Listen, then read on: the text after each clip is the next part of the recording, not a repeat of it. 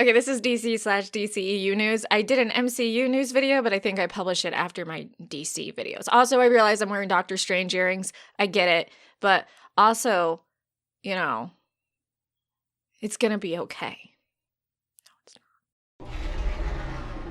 Okay, there's a lot of DC news, so I'm going to try my hardest to get through it as quickly as I can and not ramble, but I realize I ramble quite a bit. So first, Dave Bautista talked about him wanting to play Bane and his take on the character. And honestly, I think it's brilliant. So I just want to share with you his pitch for how he would play Bane. I think I could bring an interesting twist to it, and I think I could do the character justice. Not only in performance, but also in physicality. I'd love that role where I'd have to go back up to 320 pounds just to play this character. Like that, it would happen. I could play Bane in a way that's not only menacing and ominous, but also freakishly intelligent. Bane would be the type of character that's so menacing and so terrifying and so intelligent. He would hardly ever raise his voice. This guy admitted that he walked into Warner Brothers, set up an appointment with the DC division, and straight up said, "I want to play Bane." That's some dedication. Maybe we could put him in the Madison series? Warner Brothers? You owe this. Speaking of Madison, so in The Batman coming out, we have some leaked images, including a calendar, and some people are in an uproar because they don't like how the Riddler looks. I guess I can do a separate video talking about that. It doesn't really bother me. I think his costume looks good. I also think Batman's costume looks good. I think people are pissed because it's not more refined, but this is the beginning of Batman's career, and you're not gonna see super high-tech crazy stuff. I'm sorry. If you want that, there's a million other Batman films that have it. Next, Zack Snyder talked about Justice League 2, so a sequel to his Justice League or Snyderverse, and he's actually kind of hopeful for it, but it doesn't sound like there's a lot of traction. So on that, here is what Zack said. "I would think about it this way. Yes, Warner Brothers has been aggressively anti-Snyder, if you will, and that's, what can you say? What can I say? Clearly they're not interested in my take.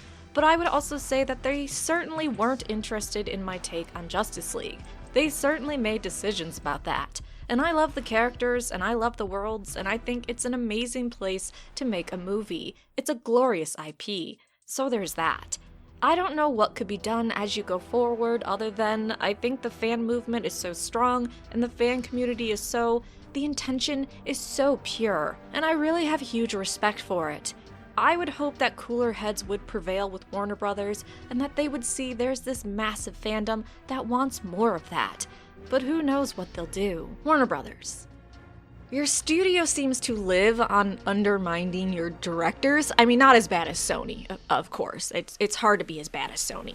But Warner Brothers. Just let the Snyderverse happen. Also, I know I'm saying this because Zack Snyder recently said in Justice League the sequel, he was going to have a shit ton of Green Lanterns come to Earth to stop the coming invasion, so, you know, that would be pretty epic. Oh, wait, here is a image, it's super blurry, sorry, of Jon Stewart, who was going to be in the Snyder cut of the Justice League, but Warner Brothers said, nah, go fuck yourself.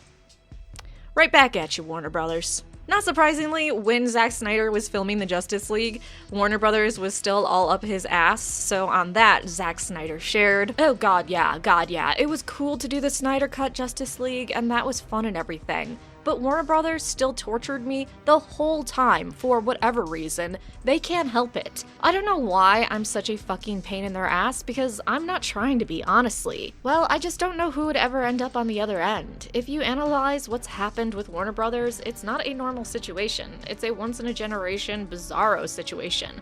I just had an amazing experience with Netflix, and it was awesome, and we had a great partnership, and an incredibly great experience.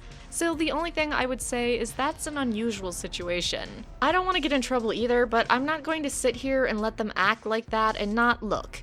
They're the ones that have been aggressive, not me. I haven't done anything. Every day they turn around and do some weird passive-aggressive thing. So I don't know, it's weird. But look, like I say, I had a great time making Justice League. I'm super glad I got to finish it. Warner Brothers, get on some meds. I'm not shaming you. I think medication is a great thing. Also, maybe a little bit of therapy. Or, executives, you can keep your fucking noses out of what directors are doing and just let their vision happen. Crazy. But also try the medication and therapy. It's great for you. I feel like every human being on this planet could deal with a few months of therapy, at the very least. Zack Snyder also touched on J.J. Abrams taking over and doing a live-action Superman movie, and that he was going to have a black Superman, and his thoughts on it. And I talked about that last DCEU news video where it was going to be Kal-El, but not necessarily Clark Kent, and those that are heavy into comics know where that could be going. My feeling is that I love J.J. Abrams. I love what he's done in the past. I'm interested to see what happens. It's a bold and cool and probably long overdue move. But I love Henry as Superman, of course I do. He's my Superman. But I'm not really involved in any of the decision making at Warner Brothers in any way. So I guess for me it's just a wait and see what they do with this and how it manifests itself. But on the surface, it seems interesting. I feel like the general consensus on this has been most people just don't give a fuck. I give a fuck about you shitting on Henry Cavill, but I'm just a Henry Cavill fangirl. I just think he's absolutely adorable, talented, just a nice individual, and it's great when you have someone that is great at acting, but also a decent human being. On the other hand, JJ seems to piss on a lot of franchises, so I get a little bit worried. JJ's a hit and miss for me. Margot Robbie talked about bringing Poison Ivy into the DCEU and interacting with Harley Quinn, and she is completely on board for their relationship. Trust me, I chew their ear off about it all the time. They must be sick of hearing it, but I'm like, Poison Ivy, come on, let's do it. I'm very keen to see Harley Poison Ivy relationship on screen. It'd be so fun. So I keep pestering them. Don't worry. In the meantime, and I know I recommend this, I feel like every video where I talk about the DC verse, Harley Quinn animated series, it's R-rated, it's so good. Watch it if you want to see Harley and Poison Ivy together. It's magnificent. Kite Man. Hell yeah. As well, on Margot Robbie, she confirmed that as of right now, there's no sequel to Birds of Prey planned, so if you were like really hoping for that, I'm sorry. I was kind of on Birds of Prey. It was alright. It wasn't the best, but you know, I take what I can get. I'm a DC fangirl. So with this next bit of news, I'm going to talk a little bit about James Gunn. But first, I want to start with the person that decided to say to James Gunn, hey, nobody wants a Peacemaker series and nobody asked for it. Which, by the way, if you ever say to another human being, am I the only one, or you're the only one, or something like that, there's billions of people on this earth, and chances are that person isn't the only person. I get it because it's your opinion. You think that it's absolute, but it's not. I'm sorry. Anyways, here's what James Gunn said back to that idiot. No one asked for The Sopranos, Breaking Bad, or Seinfeld either. That's not how television or ideas or creativity works. Open up your mind to the possibilities of what you don't know, and your life will be more full. Also, come on, dude. You think people were screaming for Guardians of the Galaxy? Like, just let people make their shit. If you don't want to watch it, I mean, don't watch it. Or, better yet, watch it and then just criticize the shit out of it. That's even more fun. Oh my god, I didn't realize I have so much James Gunn stuff.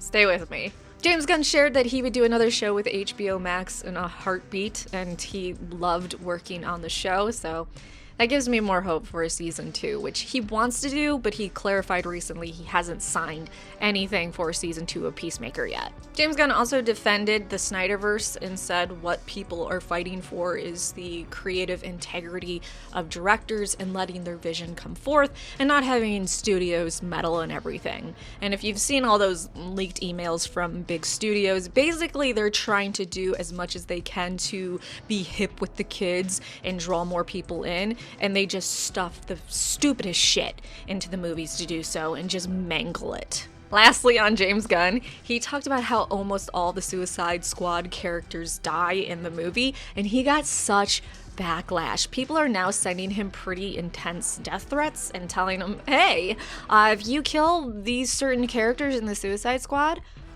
I'm gonna kill you. Humans. You silly little bitches. Ooh, I'm gonna use silly little bitches to segue into the Suicide Squad calendar, which for some reason has 6 of the 12 months. Yes, there's 12 months in a year. At least that's what I'm led to believe. 6 of the 12 months feature Harley Quinn alone. I get it. Harley Quinn is your cash cow. You are going to milk it until that thing dies, and then probably do other terrifying things to it. But it's the Suicide Squad, and their other members, and it would have been really cool to see them highlighted in different months. Like Polka Dot Man. I'd say King Shark, but he terrifies me. I just don't get why you had to make 6 of the 12 months just Harley. Well, I do get it from a monetary standpoint, but still kind of sucks. Zachary Levi posted on Instagram that he has landed in Atlanta, or Hot Atlanta, to film Shazam 2. And also, ooh, this is gonna trigger the edgelords. He posted a inspirational message, and you know those people that are just like so angry that anytime someone says anything positive, they're like, oh, you're virtue signaling or pandering or a beta soy boy. I don't know. And then they talk about how fucked up and bad the world is and how everybody's so nasty because they lack critical thinking skills. Anywho, the Ancient Wizard is going to be back in the sequel, and I'm here for it. Okay, dear God, that was your DC/DCEU news. I'm sorry I rambled so much. I really tried to cut this short. Like, subscribe, come back for more videos. Because YouTube is a platform where you upload videos.